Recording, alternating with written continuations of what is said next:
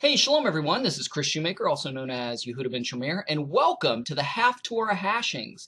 Today we are dealing with the Haftarah Hashing Parashah number 38, which is Korah, which means Korah, dealing with the Korah rebellion in the Torah.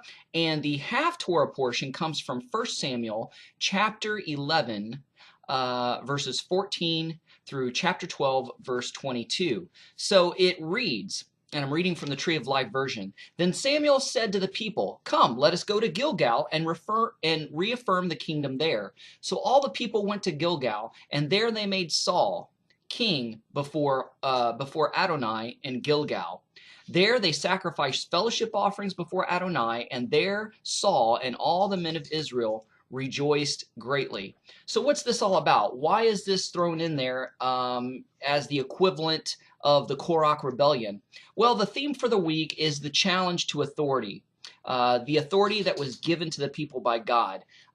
In the Torah portion, people were challenging Moses's authority, that God had set Moses and Aaron in place to lead the people, and that authority was being challenged.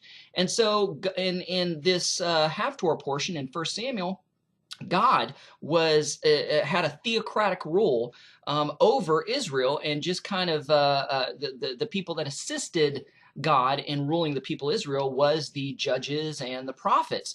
But that wasn't good enough for the children of Israel. They wanted a king. In fact, they wanted a king like all the other nations. And all the other nations that surrounded them were of Canaanite origin, and they had Rephidim kings. In other words, they had giant kings.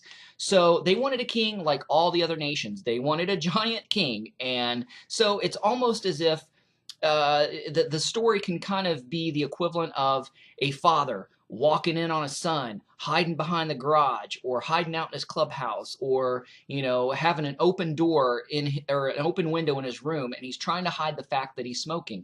His dad catches him red-handed, and he says, "Oh, so you want to smoke, do you, son?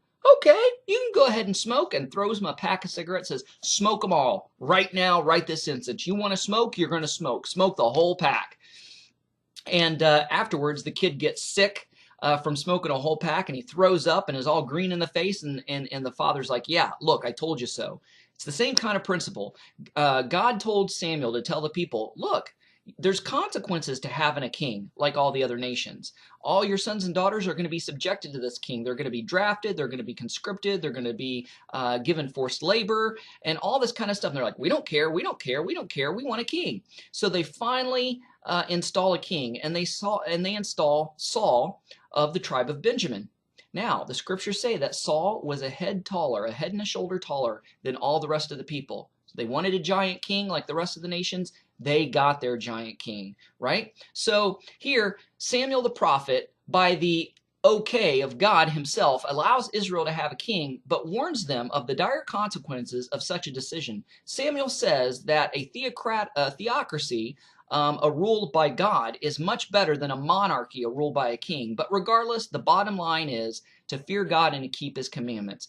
And we see how God allowed the king, the monarchy, to come in, and through this he was going to be able to fulfill prophecy. And through the line of King David, who replaced King Saul, we would eventually have Yeshua the Messiah, who is not only Messiah, he's the prophet, priest, and king of Israel. So thank you guys so much for watching. Shalom, Shavua Tov.